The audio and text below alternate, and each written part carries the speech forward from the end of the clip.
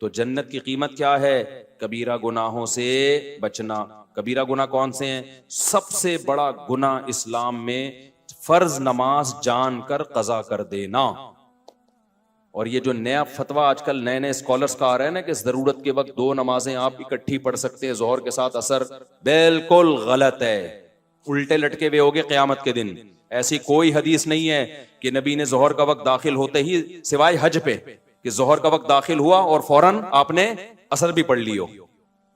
सफर के बारे में तो अइम्मा का इख्तलाफ है, उसमें भी ये कौल ज्यादा मजबूत है दलील के लिहाज से कि उसमें जमा सूरतन जमा की है, जोहर को असर के करीब लेकर गए, असर को मुकद्दम किया। लेकिन वो फिर भी इख्तलाफी मसला, उसमें मैं इंशाल्लाह दलाइल से क्लिप रिकॉर्ड करवाऊंगा। लेकिन ये जो आजकल लोगों ने शुरू कर रखा है ना, वो वही इंजीनियर को सुन के कि जी एक्चुअली यूं है तो शॉपिंग के लिए जाना है, कजा करोगे नमाज उल्टे लटके हुए होगे। अल्लाह कहेगा मैंने, तू इंजीनियर को फोकस कर रहा है, एक हवाला उसने दे दिया, तो मैं जो कुरान में अलहम से लेके वन्नास तक 20 दफा कह चुका हूं, नमाजों की हिफाजत, नमाजों की हिफाजत, नमाजों की हिफाजत।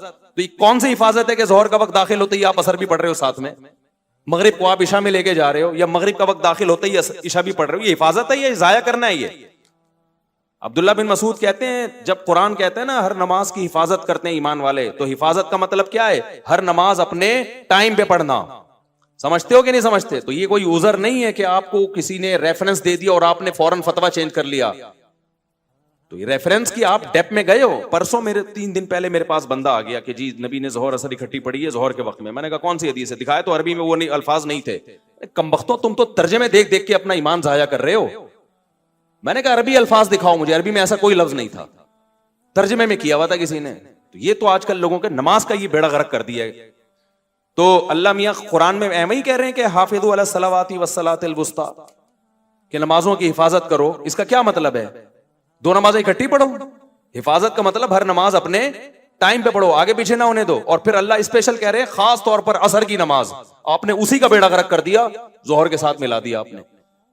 तो ये कुरान की ये नुसूस, मैदान जंग में अल्लाह नमाज को टाइम से टालने की इजाजत नहीं दे रहा, मैदान जंग। और आप शॉपिंगों में लोगों को क्या कह रहे हो? और कह रहे हो एकेडमी में एक्चुअली थोड़ा हमारे भी कभी कभार मसरूफ होते हैं। वो जो अब्दुल्ला बिन अब्बास की हदीस है ना, उसका मैं मतलब बताऊंगा इंशाअल्लाह। उसमें बहुत खयानतें की हैं तर्जमा करने में और उसकी तफसीर करने में। उनके शागिर्द ने उसका क्या मतलब बताया। उनका शागिर्द कह रहे अब्दुल्ला बिन अब्बास जोहर को असर के करीब लेकर गए और असर को मुकद्दम किया। ये उनका शागिर्द कह रहा है कि मेरा ख्याल है ऐसे किया। उसका तर्जमा इंजीनियर साहब ने किया कि कोई हनफी बैठा हुआ था, उसने ये तावील कर दी। फिर कह रहा है कि मैं अब्दुल्ला बिन अब्बास को फॉलो करता हूं, किसी और को नहीं। अब्दुल्ला बिन अब्बास ने ये कब किया कि जोहर का वक्त दाखिल होता ही असर पढ़ लिया है, या जोहर को असर तक कजा किया है? ये कब किया है? उनका शागिर्द जो बता रहा है उसको आप कह रहे हो कि मैं वो हनफी था कोई शागिर्द। फजूल किस्म की, जिस आदमी को एंजाइटी का पेशेंट हो, जो जिसको पता ही नहीं कि ऊट पटांग फेंके जा रहा है। और मैं अल्लाह की कसम मुझे उस पर ताज्जुब नहीं होता, वो जो सामने बैठे हुए मखंचू हैं मुझे उन पे ताज्जुब होता है। यार लपेटने की भी तो कोई हद होती है। तुम उससे पूछ नहीं सकते कि हजरत ये तावील जो कहे कि जोहर को मुअख्खर किया असर को मुकद्दम किया, ये किसी हनफी ने की है या अब्दुल्ला बिन अब्बास के शागिर्द ने की है? शागिर्द ने की है तो शागिर्द उस्ताद की बात को ज्यादा समझता है, या 1500 साल के बाद एक जेलम में बैठा हुआ इंजीनियर अब्दुल्ला बिन अब्बास को ज्यादा समझता है? समझ में आ रही है बात कि नहीं आ रही है? फेंके जाओ, पब्लिक बैठी है कैच करने के लिए। हमारे एक उस्ताद थे, अल्लाह उनकी मगफरत करे, अगर इंतकाल हो गया। उस्ताजों के बारे में ऐसी बात करनी तो नहीं चाहिए, लेकिन अब किसी को क्या पता, वो करते थे इस तरह की बातें ना, तो फिर तलबा मजाक उड़ाते थे। वो क्या करते, जब क्लास में आते ना तो अपनी तारीफें बहुत ज्यादा करते थे। वो थे काबिल उस्ताज, लेकिन बहुत ज्यादा करते थे। मैं यूं हूं, मैं यूं हूं, मैं यूं हूं, मैं यूं हूं, फिर बोलते रहते। तो मैंने एक दिन एक लड़के को देखा, वो यूं यूं कर रहा है बैठ के ना, यूं यूं यूं। मैंने कहा ये क्या कर रहा है भाई तू? वो लड़का भी मैं जानता हूँ, यहाँ बयान में भी बैठा हुआ है। अब वो तो हमारा दोस्त, अब तो बड़ा हो गया, वो बच्चे जवान हो गए उसके, तो वो यूं यूं कर रहे हैं ना। मैंने कहा क्या कह रहे हैं यार? ये फेंक रहे हैं, मैं लपेट रहा हूँ। वो पतंग में नहीं मांझा फेंक, मैं लपेट रहा हूँ। अच्छा, यूं डेस्क के नीचे करके लपेट रहा होता था। तो मैंने कहा ये तो ऐसा नहीं करो यार। कहते हैं भाई एक दिन इनकी तारीफ हमने सुन ली, 2 दिन हो गए, 3 दिन हो गए यार, अब इतना दुनिया में नेक कि यही टीचर एक पैदा हुए हैं। टीचर वाकई काबिल थे, लेकिन बहुत ज्यादा करने लगे थे ना, तो हमें बड़ी हंसी आई। तो अगला फेंके जा रहा है, आप बैठ के क्या कर रहे हो? लपेटे। नबी हजरत सफिया को बुखारी में है कि घर छोड़ने के लिए गए, यानी मस्जिद से बाहर निकल गए। अबे तू तर्जमा देख लो उसका, और तर्जमा भी गलत हो सकता है। अरबी अल्फाज तो देखो ना, तुम उलमा से तो पूछो। जोहर के साथ असर इकट्ठी हो रही है, मगरिब को डिले किया जा रहा है, और दलील वो अब्दुल्ला बिन अब्बास की दी जा रही है कि मेरी उम्मत हरज में ना पड़े। और ये भी कहा जा रहा है कि अगर हर नमाज अपने टाइम पे ही पढ़नी थी तो इसमें आसानी क्या हुई? ओ भाई, आसानी इसमें है कि आपको 2 नमाजों के लिए 2 दफा आना है। अब एक ही दफा में 2 नमाजें निबट जाएंगी, तो ये आसानी नहीं है। तो कॉमन सेंस की बात है। किसी दिन किसी जरूरत से इमाम साहब ये करें कि जोहर को असर तक ले गए, असर के करीब जोहर पढ़ ली और कहा असर का वक्त दाखिल होते ऐसे भी पढ़ लेंगे, तो बड़ी सहूलत हो जाती है इससे। तो कभी कभार अगर कोई ऐसा कर ले, कोई हरज नहीं है। तो नबी ने भी ऐसा इसीलिए किया है कि कभी कभार कर लिया जाए तो कोई हरज नहीं है, लेकिन इसमें हर नमाज अपने टाइम पे ही पड़ी है। समझते हो कि नहीं समझते? ये कहां लिखा है कि कजा की है वो? तो मैं इन पे पूरा क्लिप रिकॉर्ड करवाऊंगा। तो अभी तो सिर्फ ये बताना है कि अभी जब आप वहां एकेडमी में बैठा करें तो यूं यूं कर किया करें, यूं जब भी बोला करें तो ठीक है, लपेटने के लिए बेहतरीन चीज है, सही है ना। बाकी मुतासिर ना हुआ करें। ये रिसर्च भाई, इट इज कॉल्ड रिसर्च, वो कोई रिसर्च नहीं है। अब्दुल्ला बिन अब्बास से सुनन निसाई में खुद ये तावील मनकूल है कि जोहर को मुकद्दम किया, असर को जोहर को मुअख्खर किया, असर को मुकद्दम। और दूसरी किताबों में उनके शागिर्द कह रहे हैं कि ऐसा किया है। तो उनको कह रहे हैं वो किसी हनीफी ने बोल दिया होगा मैं तो इब्ने अब्बास को फॉलो करता हूं। इब्ने अब्बास को आप फॉलो नहीं कर रहे, आप इब्ने अब्बास पर वो चीज थोप रहे हो जो आपकी अपनी जाती राय है, जिससे अब्दुल्ला बिन अब्बास बरी हैं। समझते हो कि नहीं समझते? तो हर नमाज, क्योंकि मुझे लोगों ने बताया कि दफ्तरों में लोग शुरू कर दी है जोहर के साथ इकट्ठी असर भी पढ़ रहे हैं। तो ये अल्लाह जो कह रहा है असर की हिफाजत करो, और मैदान जंग में भी अल्लाह नमाजों के तरीके बता रहा है, तो ये इस तकल्लुफ की क्या जरूरत थी? तो ये नमाज अपने टाइम पे पढ़ो, एक ही चीज रह गई है। तो इसलिए अल्लाह ने क्या फरमाया, वल्लदीना यज्तनिबूना कबाइरल इस्मी, तो कबीरा गुनाहों से बचते हैं। कबीरा में सबसे पहले नमाज का जाया करना है, दूसरा जिना करना, कत्ल करना, माँ बाप को, बोलो मुंह से जल्दी लो, माँ बाप को सताना, तकलीफें पहुंचाना, फिर चोरी करना जिसपे हद जारी होती है, और होमोसेक्सुअलिटी ये भी कबीरा गुनाह है, और सूद खाना, बैंक में जॉब करना, सूदी बैंक में, क्योंकि आप सूद में ताउन का जरिया बन रहे हैं। उलमा कहते हैं कबीरा गुनाह वो गुनाह है, हर वो गुनाह जिसपे जहन्नम की वईद हो या अल्लाह उसके रसूल की तरफ से लानत हो। तो नबी ने सूद देने वाले लेने वाले पर भी लानत, सूदी लेन देन पे गवाह बनने वाले पर भी लानत, सूदी लेन देन के को लिखने वाले पर भी लानत की है। तो ये भी कबीरा गुनाह में दाखिल है। इंश्योरेंस में जॉब करना, इंश्योरेंस, क्योंकि वो सूद और जुए का मजमुआ है, वो भी कबीरा गुनाह में दाखिल है। औरत का कभी कभार बेपर्दगी हो जाए तो सगीरा, मुकम्मल मुसलसल बेपर्दा रहना, मुसलसल जैसे कि आदत ही होती है, तो वो किस में दाखिल है? मुंह से फूक, कबीरा में दाखिल है। कभी बदनजरी हो गई गलती से, सगीरा में दाखिल है। बदनजरी की आदत पड़ जाना, बोलो कबीरा में दाखिल है। हैंड प्रैक्टिस का भी ऐसा ही मसला है, कभी किसी से गलती से हो गया, बहुत ज्यादा गलबा था उसके ऊपर, गलत किया उसने, तौबा इस्तिगफार करे, लेकिन वो कबीरा में नहीं आएगा। लेकिन ये काम जो करता है एक दफा नहीं होता, उससे यूज टू होता है। तो जब आप यूज टू हो गए तो ये किस में आ गया? सगीरा गुनाह का जब इसरार हो ना, करते रहो, तो वो कबीरा में दाखिल हो जाता है। वो समझते हो कि नहीं समझते? इसी तरह और बहुत सारे गुनाह, रिश्तेदारी तोड़ना, एक साल हो गया बहन से बात नहीं हो रही, एक साल हो गया सगे भाई से मुंह बनाया हुआ है, फुप्पो से मुंह बनाया हुआ है, खाला, ये जो महरम रिश्ते हैं, ये इनसे सिला रहमी फर्ज है। कभी कभार हो जाती है ऊंच नीच, इतने लंबे अरसे के लिए कतई ताल्लुक कर लेते हैं, तो ये भी किस में दाखिल है? रिश्तेदारी तोड़ना इस्लाम में छोटा गुनाह, बोलो नहीं है। तो ये मोटे मोटे गुनाह है। कभी कभार किसी की हल्की फुल्की गीबत हो गई, सगीरा में दाखिल है। गीबत का ताल्लुक इससे है कि गीबत करके अगले को जलील कितना कर रहे हो। थोड़ी सी इंसल्ट हुई तो सगीरा, बड़ी इंसल्ट हुई तो कबीरा। समझ रहे हो? इसकी मिसाल ऐसे है, एक आदमी ने कहीं हल्का सा छोटा सा कोई जुर्म कर लिया, मामूली सा, आपने देख लिया उसको, आपने लोगों को बता दिया, अल्लाह ने उस पर पर्दा डाला हुआ था, आपने बता दिया कि ये जो है ना घंटी बजा के भाग रहा था, एक मिसाल दे रहा हूं, तो इससे कोई ज्यादा जलील नहीं हो जाएगा सोसाइटी में, तो ये गीबत भी सगीरा कहलाएगी। लेकिन आपने उसको जिना करते हुए देख लिया या कोई और जुर्म करते हुए, अल्लाह ने उसके गुनाह पे क्या डाला है? पर्दा। तो इस्लाम भी कहता है क्या डालो, उसको समझाओ जाके, आप दुनिया में क्यों जलील कर रहे हो? आपने जाके फौरन लोगों को बता दिया ये कर रहा है, ये जितना बड़ा जुर्म जिना है ना, उससे बड़ा जुर्म आपने कर लिया, और अब अपने जलील होने के लिए तैयार हो जाओ। समझ रहे हो? हदीस में आता है कि जो किसी की मुसीबत पे खुश होता है ना, उसका खतरा है कि अल्लाह उसको उस अजाब में डाल दे। मुसीबत ही है ना, जिना कर लिया उसने। आज मीडिया पे कैसे चीजें वायरल करते हैं, खुफिया वीडियो लीक हो गई, होटल की वीडियो लीक हो गई, फलाने की खुफिया वीडियो लीक हो गई। कमाल की बात है, लीक होने वाले को कोई बुरा नहीं कह रहा, लीक करने वाले को कोई बुरा नहीं कह रहा होता। क्या दुनिया में सारे ऐसे हैं कि वो उनका कभी कोई छुप के कोई गुनाह ही नहीं किया उन्होंने? अगर अल्लाह सबको एक्सपोज कर दे। आमिर लियाकत की बीवी ने क्या किया था, उसकी बरहना वीडियो शाया कर दी। उस वक्त सारे क्लिप आमिर लियाकत के खिलाफ बन रहे थे। मैं हैरान था, उसकी बीवी को कोई कुछ नहीं कह रहा। कितनी बड़ी मुजरिम थी वो औरत, कितनी जलील औरत थी वो, कि जो मियां बीवी के खास मामलात होते हैं उसमें वो बेशरम औरत जो है उसके बगैर कपड़ों की वीडियो वायरल कर रही है, और लोग उसे एक लफ्ज कहने के लिए तैयार नहीं है। सारा नजला आमिर लियाकत पे उतार रहे हैं। तो ये हमारी सोसाइटी का ना बहुत बड़ा ऐब है कि जो गुनाह कुछ वायरल कर रहा है उसको एक लफ्ज नहीं बोला जाता, और सारा नजला उस पर जो छुप के गुनाह कर रहा है। जो छुप के कर रहा है तो शरीयत ने तो उस पर पर्दा डालने का हुक्म दिया है। हाँ, खुलेआम कर रहा है तो फिर उसको जलील करते फिरो। तो ये बहुत बड़ा इल्मिया हमारी सोसाइटी का भाई। बता रहे होते हैं मजे ले लेके उसने ये किया, और फिर इनमें अक्सर झूठ भी होता है, हमेशा सच नहीं होता इसमें। तो इसलिए, और खास तौर पे तलाक के बाद ना, ये जहन में रखो, मियां बीवी एक दूसरे पे इल्जाम लगाते हैं, इन इल्जामों को कभी वैल्यू ना दिया करो। शौहर कहते हैं मेरी बीवी गलत थी इसलिए मैंने तलाक दे दी। बोलो तू उल्लू का पट्टा है, जब दे दी है तेरी बीवी नहीं है तो शर्म नहीं आती किसी अजनबी औरत के बारे में ऐसी बातें करता हुआ?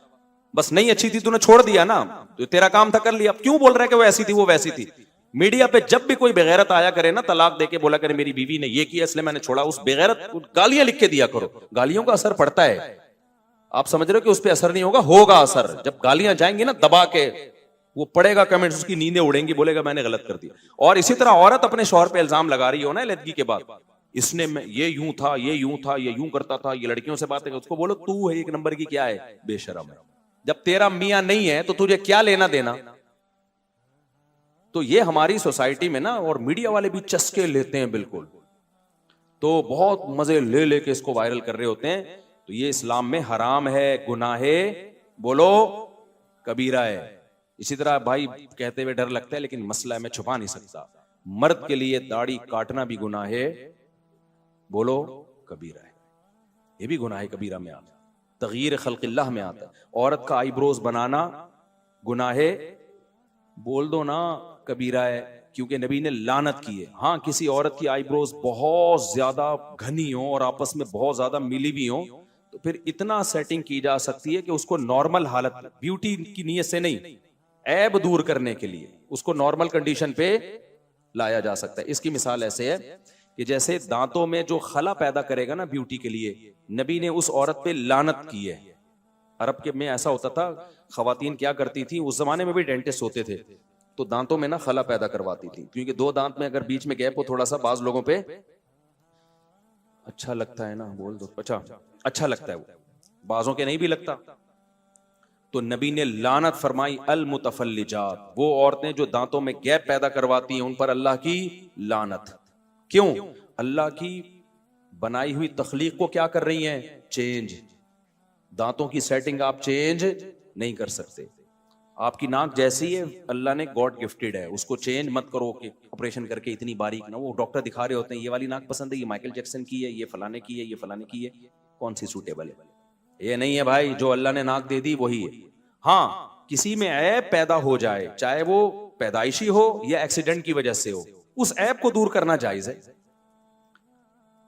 अब एक्सीडेंट हुआ, अच्छी वाली नाक दाएं बाएं हो गई, तो उसको सेटिंग पे ला सकते हो भाई। या पैदाइशी तौर पर पैदा हुआ बच्चा, कोई नाक उसकी गैर मामूली तौर पर भद्दी है जो आम लोगों की होती नहीं है, कोई गैर मामूली है, उसको ऑपरेट करके नॉर्मल कंडीशन में। इसी तरह दांत आगे भी नहीं कर सकते, पीछे भी नहीं, लेकिन किसी के पैदाइशी तौर पे दांत बहुत ज्यादा आगे निकले, यानी जब दांत निकले तो बाज लोगों के दांत ऐसे होते हैं ना, होंठों से बिल्कुल बाहर आ रहे होते हैं, कुदरती तौर पर एक ऐब है। वो खाने में मुश्किल, पीने में मुश्किल, वो हर वक्त दांत दिखा रहे होते हैं लोगों को। तो ऐसी सूरत में ये चूंकि एक ऐब है, उसको ऑपरेट करके नॉर्मल कंडीशन पे लाना बोलो जायज है। तो इसी तरह आईब्रोज बनाना औरत के लिए, ब्यूटी के लिए हराम है। लेकिन अगर किसी की बहुत ज्यादा जंगल बना हुआ है और बिल्कुल मिली हुई आपस में, तो उनको इतनी कंडीशन में लाना जो नॉर्मल होती है, नॉर्मल औरतों की होती हैं। लेकिन ऐसी 100 में 2-4 ही होती हैं ऐसी औरतें जिनकी बहुत ज्यादा भद्दी आईब्रोज हो। वरना खवातीन इस फतवे का सहारा लेके फिर क्या करती हैं, अच्छा हमारी भी भद्दी है। आपके भद्दी हैं या नहीं, इसमें आपकी राय का एतबार नहीं है। अगर आपकी ऐसी है जैसे नॉर्मल खवातीन की होती हैं, तो बस ये इसको छोड़ दें अपने हाल पे। हाँ, अगर 100 में कोई 2-4 खवातीन ऐसी होती हैं, जैसे 2-4 होते हैं जिनकी नाक बहुत ही मोटी पैदा हो गई, 2-4 होते हैं जो बेचारे लंगड़े पैदा हो जाते हैं, 2-4 होते हैं सैकड़ों में जो कोई माजूर होते हैं, तो ऐसे ही 2-4 खवातीन सैकड़ों हजारों में ऐसी हो सकती है जिनकी आईब्रोज बहुत ज्यादा भद्दी हो, वो उसको सेटिंग पे ला सकती हैं। समझते हो? तो इसी तरह नाखून ना काटना, नबी ने 10 चीजें पैगंबरों की फितरत में बताई हैं, उनमें नाखून काटना। ये जो फैशन के लिए छुरे घोंपे हुए है ना, इतने बड़े बड़े चाकू निकले हुए होते हैं, अच्छे भी नहीं लगते, ये दहशत होती है। और कितनी तकलीफ होती है खवातीन को खाना खाने में, और जो है वो किस कदर मुसीबत है यार। एक हमारे तो थोड़े से नाखून बढ़ जाए ऐसी उलझन शुरू हो जाती है। अपने आप को क्यों अजाब में डाला हुआ है तुमने भाई, काटो नाखून को। अंग्रेजों से आई ये चीजें। तो ये सब चीजें तगयीर खल्क़िल्लाह में दाखिल हैं, तो ये सब कबायर में दाखिल हैं। तो इन सब से बचना है, जन्नत हासिल। एक शख्स ने 100 इंसानों को कत्ल किया, तो आलिम के पास आया। आलिम ने कहा कि मैं यहूलु बैनहु व बैन तौबा। उसने कहा क्या मेरी तौबा कबूल होगी? आलिम ने कहा क्यों नहीं कबूल होगी। उसने तौबा की और अल्लाह ने उसको जन्नत में भेज दिया। मैंने कहा ये वो 100 वो थे जिनको उस शख्स ने बिला वजह कत्ल किया है, सिर्फ पैसों की लालच में। जब इसकी तौबा कबूल हो रही है यार, तो तुमने तो अपने बेटे को बंदूक से मारा भी नहीं है, पहली बात। ना किसी को कहा कि जाके बेटे को मारो, ये और कम दर्जे का जुर्म। ना कोई ऐसा काम किया कि बच्चे को बंदूक लाके पकड़ाई हो कि तू अपने आप को मार दे, ये भी नहीं किया। फिर नाजायज बात पे ताना भी नहीं दिया, सॉरी जायज बात पे ताना नहीं दिया कि उसने कोई जायज काम किया हो या अच्छा काम किया हो, 4 शादियां करके बैठा और आपने ताने दे दे के मार दिया उसको, ऐसा भी नहीं किया। ऐसे काम पे ताना दिया जिस पे ताना बनता भी है, आपको मुसीबत में डाला उसने। फिर भी अगर आप समझते हो कि जुर्म हुआ है, तो मेरे भाई 100 इंसानों को अपने हाथ से कत्ल करने वाले की तौबा जब 2 रकत पढ़ के कबूल हो सकती है, तो आपकी क्यों नहीं हो सकती? तो मैंने कहा 2 रकत पढ़ के अल्लाह से एक दफा गिड़गिड़ा के माफी मांग लो, ए अल्लाह अगर इसमें मुझसे ज्यादती हुई है तो तू मुझे माफ कर दे। और इसकी और कोई कफारा नहीं है, इसका कत्ल का तो कफारा है ना, किसासन अपने आप को पेश करो, इसका कोई कफारा नहीं है। तो मैंने कहा फिर ये तसल्ली रख लो कि अब आपका जुर्म क्या हो गया है, माफ। भाई समझ रहे हो कि नहीं समझ रहे? ये इस्लाम की गाइडेंस है जो गोरे के पास नहीं है, मादा परस्तों के पास नहीं है। मैंने कहा उस 2 रकत पढ़ के आप एक दफा तसल्ली से तौबा कर लोगे ना, उसके बाद भी अगर आप डिप्रेशन में जाते हो कि यार पता नहीं मैंने जुर्म तो नहीं किया, इसका मतलब अब आप मुजरिम हो। अब आप क्या कर रहे हो? मुजरिम हो। खूब समझो इस बात को। उलमा कहते हैं इंसान से कोई गुनाह हो जाए, गिड़गिड़ा के एक दफा तौबा कर ले, फिर भी अगर वो उस गुनाह की टेंशन लेता है ना, इसका मतलब इसमें तकब्बुर है। ये अपने गुनाह को अल्लाह की रहमत से बड़ा समझता है, ये समझता है अल्लाह माफी नहीं कर सकता, ये जुर्म है। फिर माफी मांगो एक दफा गिड़गिड़ा के, उसके बाद उस जुर्म को हमेशा के लिए भूल जाओ और ये तसल्ली रख लो कि गुनाह पे सजा देने वाला कौन है? अल्लाह। और माफ करने वाला भी कौन है? अल्लाह है। फिर भूल जाओ, फिर उसको बार बार सोचना नुकसानदेह है। तुम खुदा से आगे निकल रहे हो, उसका मतलब। मुझे एक वाकया याद आता है ना मूसा अलैहिस्सलाम के दौर का। ये वाकया पता नहीं मुस्तनद है या नहीं है, हमारे टीचर ने स्कूल में हमें ये वाकया बताया था। मुझे नहीं पता ये मुस्तनद वाकया है या नहीं है, लेकिन बाज वाकये इतने मुस्तनद नहीं होते, लेकिन उससे जो सबक मिलता है वो शरीयत के बिल्कुल मुताबिक होता है, यानी शरीयत यही चाहती है। तो कहते हैं कि मूसा अलैहिस्सलाम के दौर में ना एक औरत से जिना हो गया। उसने आके मूसा अलैहिस्सलाम से पूछा कि मुझसे एक बहुत बड़ा जुर्म हो गया है, आप अल्लाह से पूछें कि अगर मैं तौबा करूं तो क्या वो जुर्म माफ हो जाएगा? मूसा अलैहिस्सलाम ने अल्लाह मियां से जाके पूछा, अल्लाह मियां ने कह दिया हाँ भाई, उससे कहो कि अल्लाह के सामने गिड़गिड़ा के तौबा कर ले, माफ हो जाएगा। फिर उस औरत ने कहा कि असल में मसला ये है कि बहुत बड़ा जुर्म है, हल्का नहीं है। इतना बड़ा जुर्म समझ में नहीं आ रहा कि 2 रकत पढ़ के गिड़गिड़ा के माफी मांग के एक दफा में माफ हो जाएगा, ये कुछ समझ से क्या है? बाला तरह आप जरा दोबारा पूछें कि छोटा नहीं है, बहुत बड़ा जुर्म है, बहुत बड़ा जुर्म। मूसा अलैहिस्सलाम ने दोबारा पूछा कि भाई अल्लाह ने कहा जितना भी बड़ा जुर्म, देखो जो हुकूकुल इबाद होते हैं ना, उसमें किसी से पैसे लिए हुए हैं वो तो पैसे भी वापस करने पड़ेंगे, तौबा भी करनी पड़ेगी। किसी बंदे को कत्ल कर दिया तो तौबा भी करनी है और उसके वारिसों को दियत भी देनी है, उसमें तो अलग मामला है। लेकिन यहां तो कोई दियत कफारा नहीं है ना, तो जिन जुर्मों में कफारा नहीं है मैं उनकी बात कर रहा हूं। आपने रमजान का रोजा तोड़ दिया जानबूझकर, अब आप कह रहे हो 2 रकत पढ़ के गिड़गिड़ा के माफी मांगूंगा, माफ हो जाएगा, नहीं माफ होगा, 60 रोजे भी रखने पड़ेंगे आपको, वहां कफारा है। वो जराइम जिनमें कफारा नहीं, जैसे जिना कर लिया तो कोई कफारा नहीं है, इसका सिर्फ तौबा है। इंटरनेट पर कोई फोश मूवी देख ली, अल्लाह बचाए सबको इस पलीद अमल से, अब इसका कोई कफारा नहीं है, इसकी क्या है, तौबा है। या इसी तरह जिना कर लिया, या हैंड प्रैक्टिस है, या ये जो लड़कों से बदफेली है, या माँ बाप का दिल दुखा दिया, या ये कि इस तरह के बहुत सारे, नमाज जानकर कजा कर ली, अब इसका नमाज का तो ये कि कजा भी पड़े। तो मैं उन जुर्मों की बात कर रहा हूं जिनमें शरीयत की तरफ से कफारा नहीं है। कसम तोड़ दी, ये जुर्म है, तो तौबा भी करनी पड़ेगी और कसम का कफारा भी देना पड़ेगा। लेकिन वो जराइम जिनमें कफारा नहीं है, आप कह सकते हैं जिसने 100 इंसानों को कत्ल किया था उसने सिर्फ तौबा की है, तो वजह उसकी ये थी कि उसने जो सिर्फ तौबा, इसलिए तौबा से कबूल हो गया कि वो गरीब आदमी था, उसके पास उन लोगों की दियत देने के 100 आदमियों को कहां से जाके दियत देता वो। हमारे पास भी बाज दफा कोई कातिल आता है, कहते हैं मैंने कत्ल किया लेकिन मैं बहुत रोया हूं अल्लाह के सामने, अब मैं क्या करूं। तो मैं कहता हूं यार जिनका कत्ल किया है ना उनकी कोई दियत बांध दो किसी तरह, हदिये के नाम पे ना कुछ इतने अमाउंट बनता है, हस्बे तौफीक हर महीने हदिये के नाम पे किसी भी तरीके से ये देना पड़ेगा आपको। तो अगर नहीं है तो फिर जाहिर है जब आ जाए तो फिर दे देना।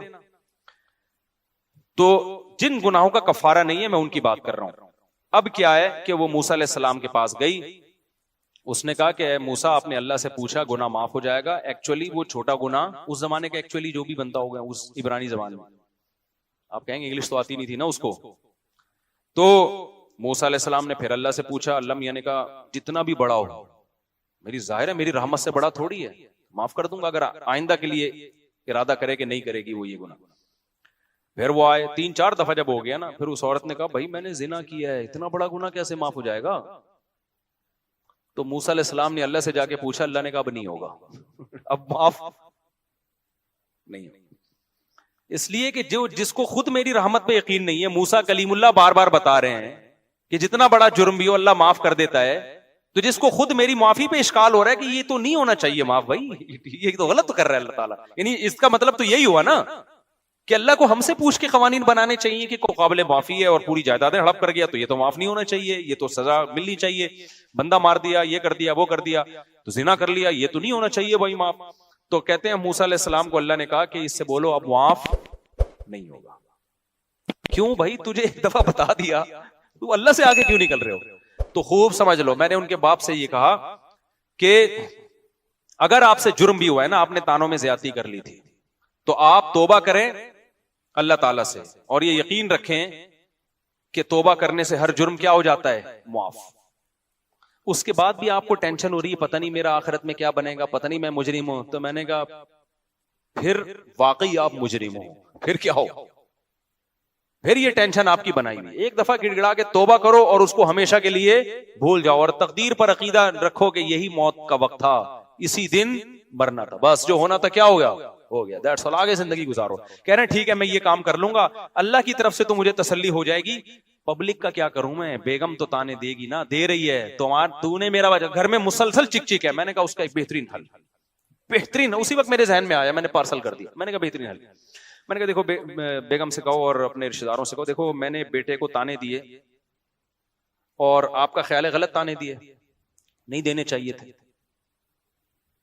तो लेकिन उस तानों के नतीजे में बेटे ने क्या किया, खुदकुशी कर ली। मैं ताने ना देता तो खुदकुशी ना करता, अब आप मुझे ताने दे रहे हो, सही है ना। तो ऐसा है कि मैं भी टेंशन में हूं, जो टेंशन में बेटा था, तो अब मुझे डबल टेंशन है, एक ताने की टेंशन और एक बेटे की दुनिया से जाने की टेंशन। बेटे को एक टेंशन थी खाली ताने की, ये टेंशन नहीं थी कि उसकी वजह से कोई दुनिया से चला गया। मुझे कितनी टेंशन है, एक तो बेटे के जाने का गम और एक ये गम कि आप मुझे उसके ताने दे रहे हो, तो मेरी खुदकुशी उससे ज्यादा बनती है, मेरा राइट।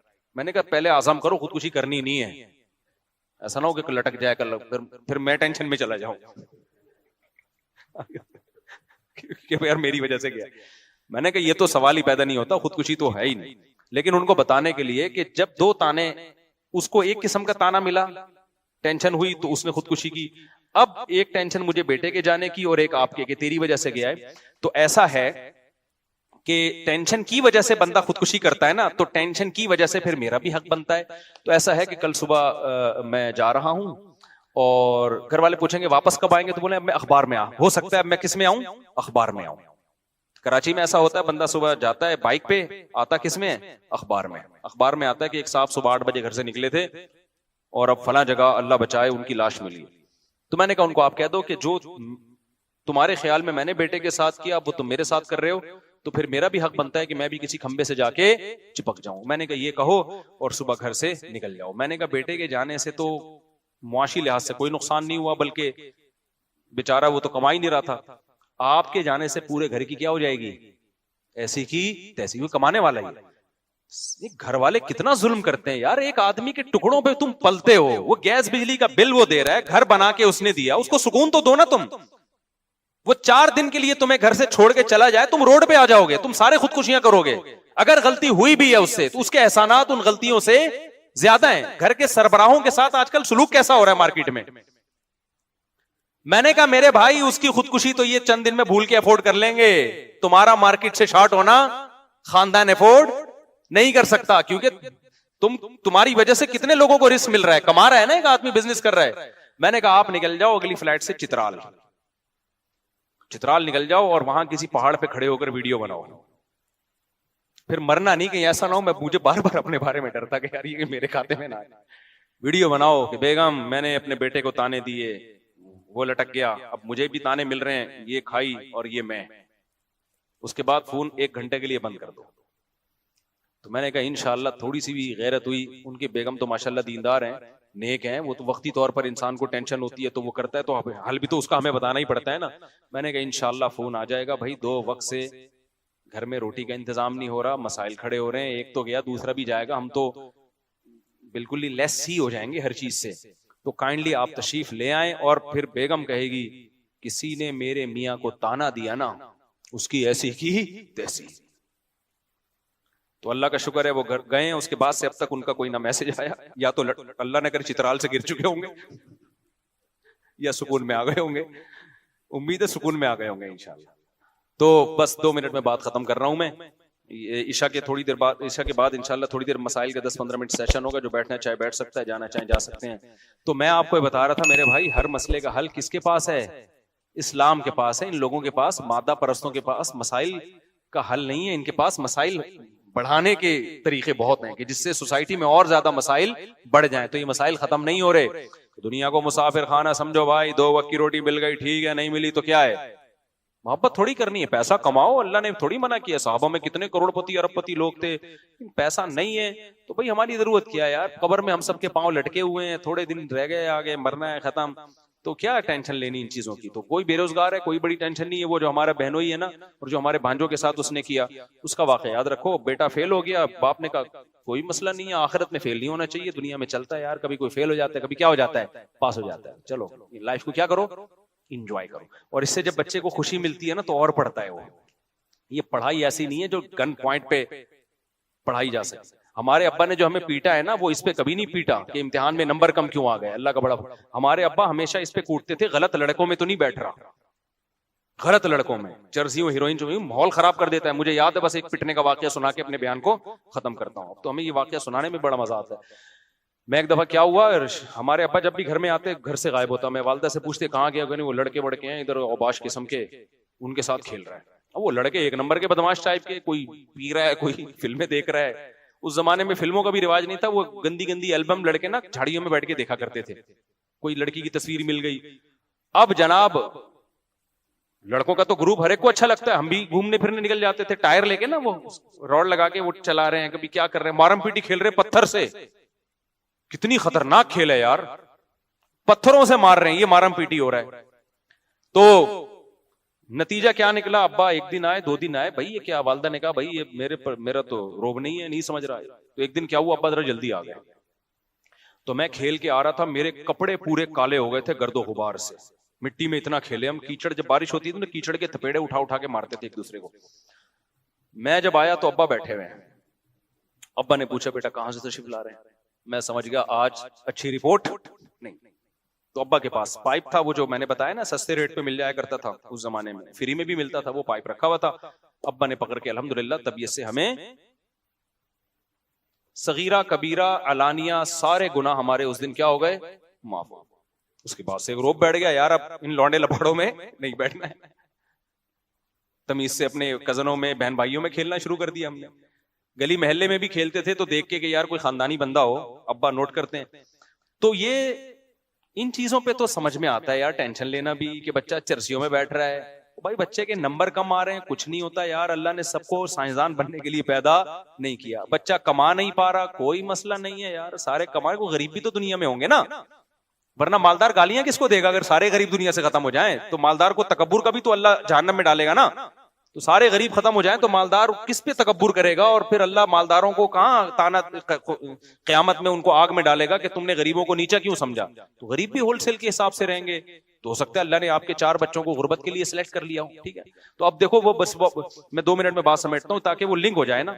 एक तरफ ये है कि बच्चे को सहरी भी मिल रही है, इफ्तारी भी मिल रही है, बाप भी मालदार है सिर्फ इसलिए कि बेरोजगार है, खुदकुशी कर रहा है। दूसरी तरफ सहाबा किराम इतनी गुर्बत के बच्चा पैदा हो रहा है, कत्ल कर रहे हैं कि इसको खिलाएंगे कहां से, हमारे पास खाने को रोटी नहीं है, इसको कहां से खिलाएंगे। यानी बेटा खुदकुशी नहीं कर रहा, बाप अपने हाथों से बेटे को मार रहा है। इतनी डिप्रेशन थी उन लोगों को। पैगंबर ने क्या बताया? दुनिया मुसाफिर खाना है, यहां दौलत और गुर्बत ये इतनी अहम चीज नहीं है जितनी तुमने बना ली। दुनिया की वैल्यू अल्लाह की नजर में इस मुर्दा बकरी की से भी कम है। और रिस्क देने वाला कौन है? अल्लाह। जिसको चाहेगा 12 बच्चों में भी दे देगा, जिसको चाहेगा तो एक इकलौता बच्चा भी होगा वही वबाले जान बन जाएगा, जिसको चाहेगा औलाद ना होके भी माँ बाप को गरीब कर देगा। तो ये टेंशन तुम्हारी नहीं है, तुमने तो मेहनत करनी है, इसकी वजह से तुम्हें नस्ल नहीं रोकनी। तज़व्वजुल वदूद अल वलूद। अब्दुल्ला बिन मसूद को नबी ने खिताब करके फरमाया कि अब्दुल्ला बिन मसूद नहीं, एक और साहबी थे, वो गरीब साहबी थे, कि ऐसी औरत से निकाह करो जो औलाद भी कसरत से दे और तुमसे मोहब्बत भी करेगी। मोहब्बत होगी तो औलाद देगी वो तुम्हें, वरना देगी नहीं। तो वही गरीब सहाबा जिनके पास खाने को रोटी नहीं है, निकाह भी कसरत से कर रहे हैं, नस्ल भी बढ़ा रहे हैं। हजरत अबू हुरैरा के 19 बच्चे थे, हालांकि मिस्कीन तरीन सहाबा में अबू हुरैरा का शुमार होता है, लेकिन वो डिप्रेशन क्या हो गई? पहले एक बच्चे को मार रहे हैं और अब क्या 19 बच्चे भी हो रहे हैं, तो टेंशन नहीं ले रहे। और अल्लाह ने भी रिस्क के दरवाजे क्या किए हैं? खोले हैं। तो आप इस्लाम की मोटिवेशन और आज जो मादा परस्तों की मोटिवेशन में फर्क देख रहे हो कि नहीं देख रहे? नहीं यही बात समझ में मेरे भाई। तो तवक्कुल पैदा करो अल्लाह ताला पे, कमाओ, मेहनत करो, अपाहज ना बनाओ अपने आप को कि गुर्बत के फजाइल सुन के पोस्ती बन के घर में लेट जाओ। मेहनत करो, स्ट्रगल करो, ना इस वजह से नस्ल रोको, ना अपने बच्चों को कमाओ पूत बनाने की उम्मीद से पैदा करो कि इनसे पैसा कमाना है। बच्चे पैदा हो रहे हैं आखिरत के लिए, बस। किसके लिए पैदा हो रहे हैं? आखिरत। अल्लाह के नबी का हुक्म है नस्ल बढ़ानी है, फिर उनकी तरबियत की भी कोशिश करो। और तरबियत का मतलब पैसा कमाने वाला बनाना नहीं है, तरबियत का मतलब एक अच्छा इंसान, चोरियां चुकारियां ना करे, झूठ ना बोले, ये ट्रेनिंग करो। और ये ज्यादा में आसान होती है, कम में मुश्किल होती है, क्योंकि बच्चा कम जब होते हैं तो बाहर जाके दोस्तियां लगाएगा और अपने बहन भाई एक दूसरे को, उनमें एक दूसरे को खराब करने का अवसर कम होता है। तो अल्लाह पे एतमाद और तवक्कुल प्रैक्टिकली, सिर्फ नजरियाती हद तक नहीं कि मैं अल्लाह पे एतमाद करता हूं। भाई तो एतमाद करता है तो फिर खुदकुशी की तरफ क्यों जा रहा है तू? नस्ल क्यों रोक रहा है तू? ऐसा एतमाद अल्लाह को नहीं चाहिए जिसका आप प्रैक्टिकल लाइफ में कोई सबूत ही ना दिखा रहे हो आप अल्लाह को। आपके बेरोजगार हो और आप खुदकुशी की तरफ जा रहे हो और आपको मैं अल्लाह पे तवक्कुल करता है तो खुदकुशी क्यों कर रहा है भाई तू? मैं समझा पा रहा हूं या नहीं समझ में आ रही बात? तवक्कुल करता है तो खुदकुशी किस बात की कर रहा है तू यार? तो झूठ बोल रहा है तू तवक्कुल करके। तो इसलिए अल्लाह पे तवक्कुल का मतलब सच्ची मुच्ची का तवक्कुल। मादा परस आदमी अल्लाह को देखता ही नहीं है, उसने अल्लाह को अपनी डिक्शनरी से निकाला हुआ है। हकीकी मजहब वही मजहब को फॉलो करने वाला है कि जो किसको जब अल्लाह के वजूद को मानता है तो सच्ची मुच्ची में मानता है, वो झूठी मूठी में नहीं मानता। जैसे अंग्रेज कह देते हैं ओ माई गॉड, बाकी गॉड का क्या रिश्ता है आपसे वो उनको पता ही नहीं है कि गॉड क्या होता है। तो सच्ची मुच्ची का ताल्लुक कायम करो अल्लाह मियां से, उसका सबसे बड़ा फायदा क्या होगा? Depression less. टेंशन देना सीखोगे, टेंशन लोगे नहीं आप।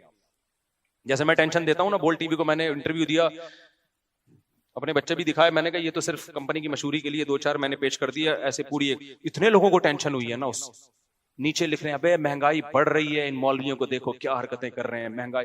अबे पहले तो गवर्नमेंट से ज्यादा रिस्पॉन्सिबिलिटी हमारी है ना बच्चों की। तो जो बाप टेंशन ले नहीं रहा, जिसका पैसा डायरेक्ट खर्च हो रहा है 17 बच्चों पे, 16 है, 18 सॉरी 2 सौतेले मिला के 18, 16 मैं फिर कैलकुलेशन पूरी अगले हफ्ते दोबारा से करके बता दूंगा, ठीक है ना। तो सारी रिस्पॉन्सिबिलिटी असल में किसकी है? हमारी है ना। तो हमें टेंशन हो नहीं रही, लिबरल लोगों को टेंशन हो रही है, गुर्बत बढ़ रही है, महंगाई बढ़ रही है, उनकी वजह से ये हो रहा है। अबे बाप की सबसे ज्यादा टेंशन तो बाप को यार, हमारा 99% पैसा तो ये खा रहे हैं, तो बचत तो हमारी ही नहीं हो रही, लेकिन हम टेंशन नहीं ले रहे। अल्लाह का शुक्र है इन मादा परस्तों को दबा के टेंशन दे रहे हैं। नीचे कमेंट से पता चलता है, इनको देखो। मैंने कहा तुम्हारे 2 हैं और तुम्हारे जिम्मे सिर्फ 2 है ना, और हमारे 17 की टेंशन भी कौन ले रहा है? तुम ले रहे हो, ठीक है ना। हम तो खुशी मना रहे हैं अल्हम्दुलिल्लाह। इसलिए मेरे भाई इस्लाम को दिलो जान से फॉलो करोगे तो मजा आएगा, ऊपर से फॉलो करोगे कोई फायदा नहीं होगा।